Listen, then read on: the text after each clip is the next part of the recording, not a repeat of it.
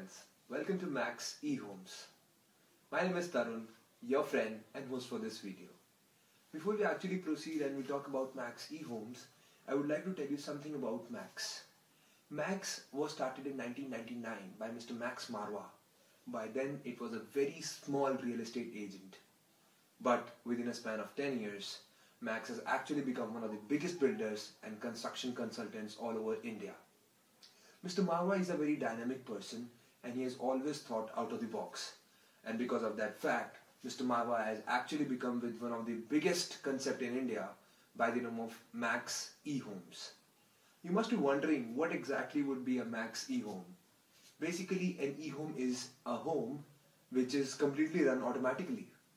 Yes, gentlemen, I am saying it very correctly, completely automatically. All you need to do is just press a button and everything will be done. You must be thinking that I'm actually an idiot. But no, gentlemen, Max has actually made impossible things possible. How is it possible? I'll tell you. With all the walls that are made in the house, they're all fixed with the sensors. And all you need to do is just press this button and everything will be done. What do I mean by everything? Press a button, the light will be turned on. Press a button, the geyser will be turned on.